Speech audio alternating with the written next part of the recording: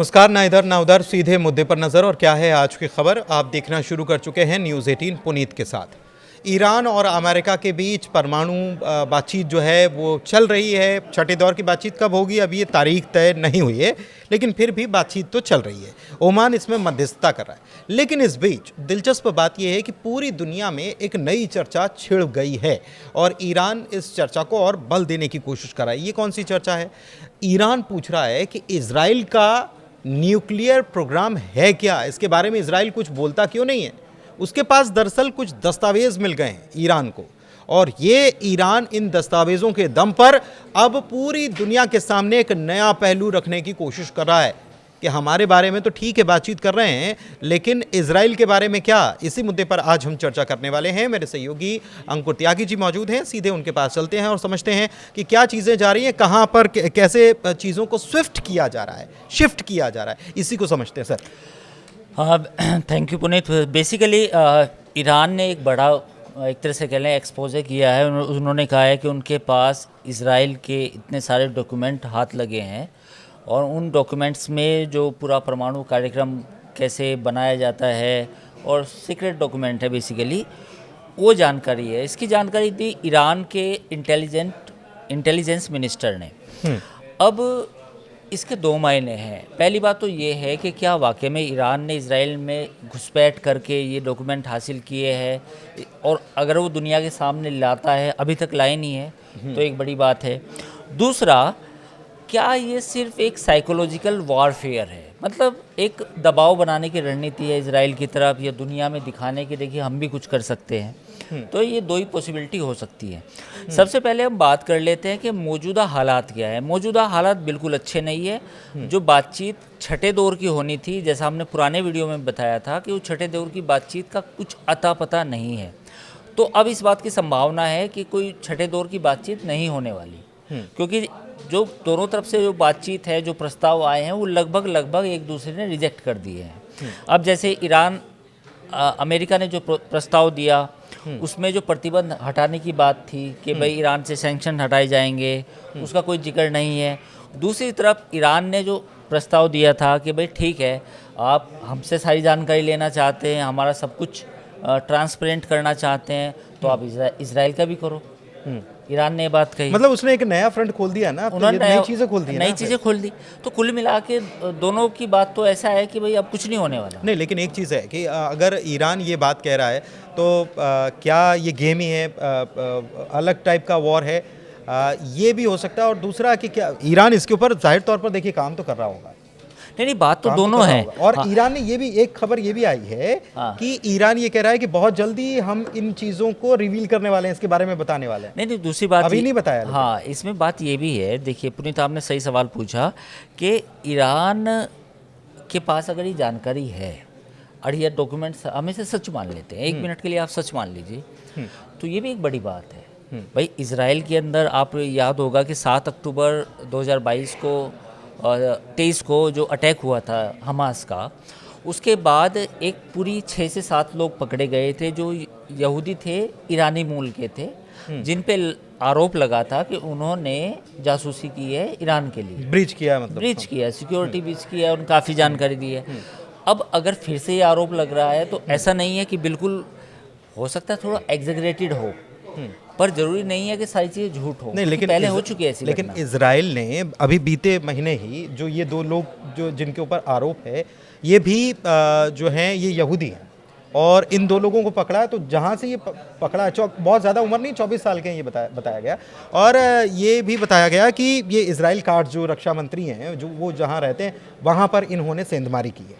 तो ये तो बात पुष्ट है कि इन लोगों को पकड़ा गया, और यही ईरान कह रहा है कि इन्हीं के जरिए हमने जासूसी कराई। हाँ, तो मैं वही तो कह रहा हूँ कि 10,000 जो पन्ने हैं या 10,000 जो डॉक्यूमेंट्स हैं उनकी बात की जा रही, तो 10 नहीं होंगे तो 100 होंगे, 100 नहीं होंगे 150 होंगे, 1000 होंगे, हाँ। कुछ भी होगा। तो कुल मिला के जानकारी तो लीक हुई है।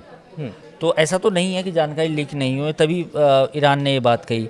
दूसरी बात ये है कि सबसे बड़ी चिंता वाली बात ये है कि IAEA का कहना ये है कि ईरान ने इस दौरान पिछले 2-3-4 महीने में अपना जो यूरेनियम इनरिचमेंट है वो उस लेवल तक लेके चला गया है जिस लेवल तक वो वेपन ग्रेड में आता है। मतलब हथियार बनाने की में प्रयोग होता है। तो अगर मैंने उस दिन भी हमने पुरानी वीडियो में कहा था कि लगभग बनाने की पोजीशन में है। तो अगर ये चीज़ें और बढ़ती है ईरान की तरफ से, मतलब और इसमें यूरेनियम इनरिचमेंट और होता है और स्टॉक स्पिल जो है यानी कि जो उसका भंडारण है यूरेनियम का वो और बढ़ाया जाता है, तो जल्दी 6 महीने में, जैसा आपने अनुमान लगाया भी था कि 6 महीने के अंदर ईरान इस पोजीशन में होगा कि वो परमाणु हथियार बना ले। नहीं, लेकिन इसमें आप और हमने दोनों ने डिस्कस किया था कि वो टाइम बाय कर रहा है, टाइम बाद है ना, बिल्कुल। है ना? हाँ, तो अब ये एक स्ट्रैटेजी ये भी हो सकती है कि इजराइल के मामले को उठाना भी एक टाइम बाय ही पोजीशन है कि भाई दुनिया का ध्यान इस तरफ शिफ्ट हो जाए हाँ। और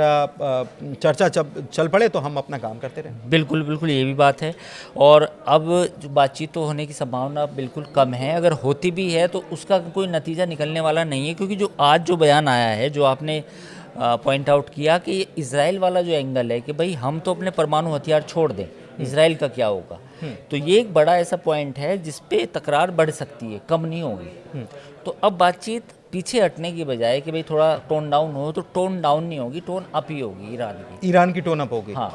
अच्छा, इसमें दो चीज़ें देखिए, IAEA जो एजेंसी है जो निगरानी करने का काम करती है इजराइल के बारे में, IAEA की कोई रिपोर्ट क्या सामने आई है? क्योंकि इजराइल अपने परमाणु प्रोग्राम के बारे में कभी ना वो हाँ करता है ना वो ना करता है कि उसके पास पावर है कि नहीं है। कहा जाता है रिपोर्टेडली, मतलब कथित तौर पर आप समझ लीजिए कि यह कहा जाता है कि वो है, उसके पास कुछ ना कुछ है। नहीं, वो घोषित तो उसको मानते ही हैं कि इजराइल भी एक पावर है, लेकिन अब सवाल ये है कि अभी मुद्दा चूंकि ईरान का छाया हुआ है, IAEA की जो आज मीटिंग होने वाली है उसमें भी इसी पे बातचीत होगी, हो सकता है वोटिंग भी हो कि भाई अब क्या, अगर ईरान नहीं मानता है तो क्या UN में सैंक्शन के लिए बोला जाए ईरान पर फिर से।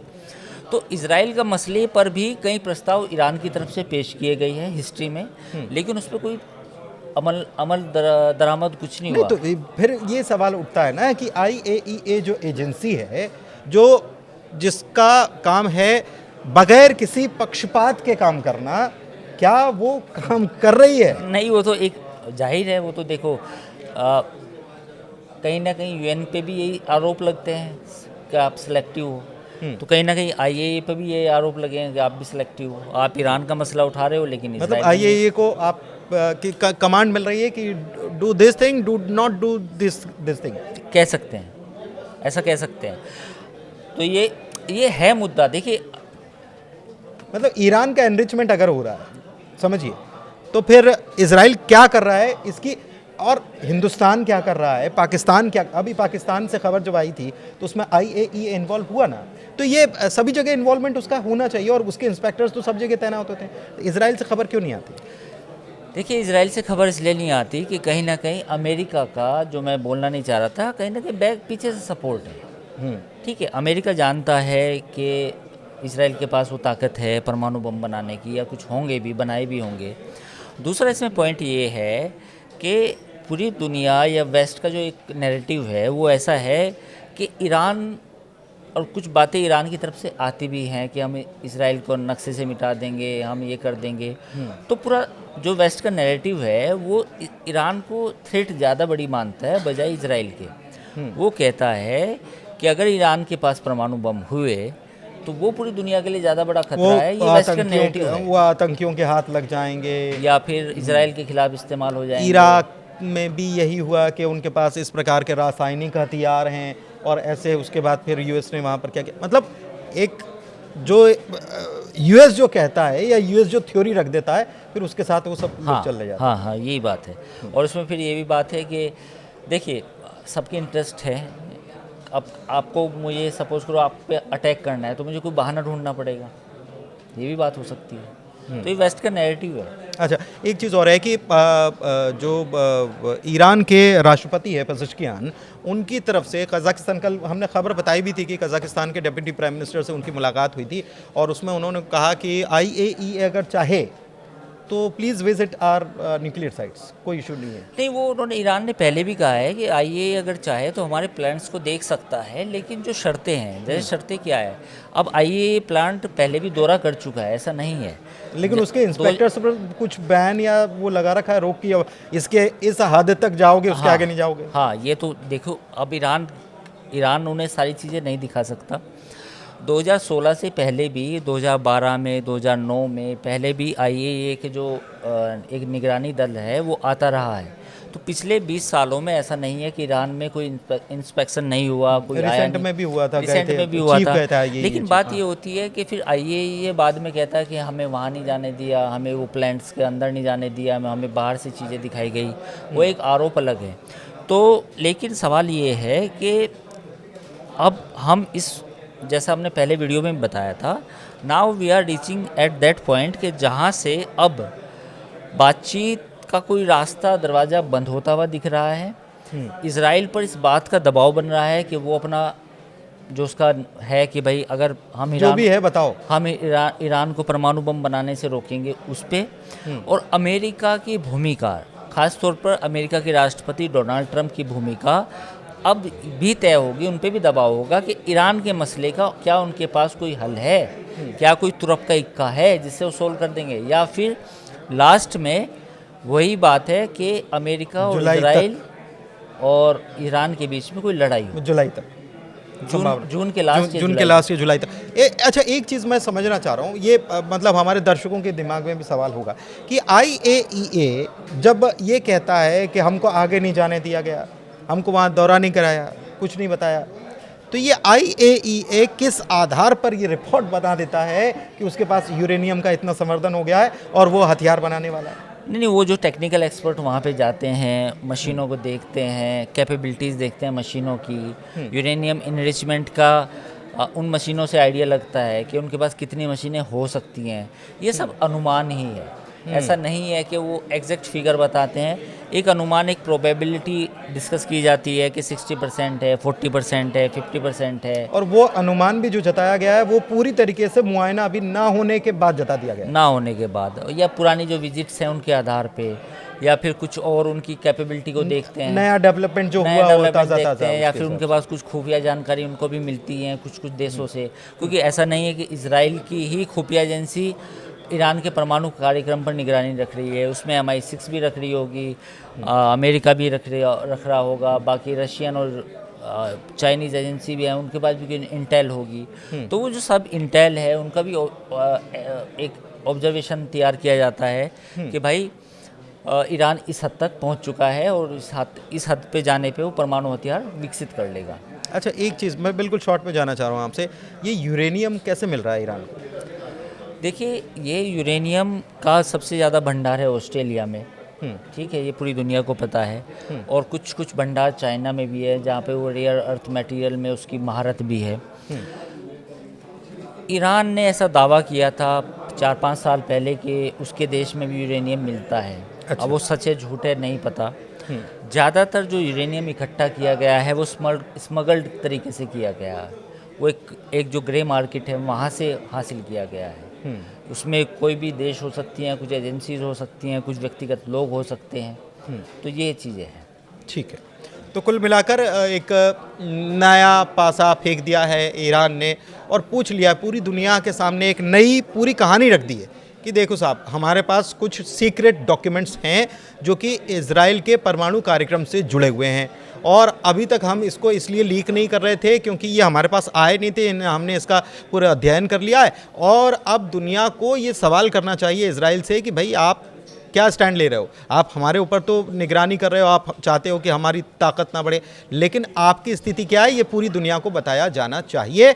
और ईरान ने एक बात और कही है, क्योंकि बार बार ये खबर आ रही है कि ईरान ने अभी तक इस मामले में कोई सबूत पेश नहीं किए हैं कि उसके पास इजराइल से जुड़े कुछ दस्तावेज हैं, तो ईरान ने कहा है कि बहुत जल्दी हम इसको रिवील करने वाले हैं, बहुत जल्दी पूरी दुनिया के सामने इसको रखने वाले हैं। तो ये अमेरिका और ईरान के बीच जो परमाणु वार्ता है इसको क्या एक नया रंग, नया रुख देने की कोशिश है और नई चर्चा को छेड़ने की कोशिश है क्या ईरान की? आपको क्या लगता है ज़रूर बताइए कमेंट के ज़रिए। फिलहाल चर्चा को यहीं समाप्त करते हैं और हमारे चैनल को आप लाइक कीजिए, सब्सक्राइब कीजिए। बहुत धन्यवाद।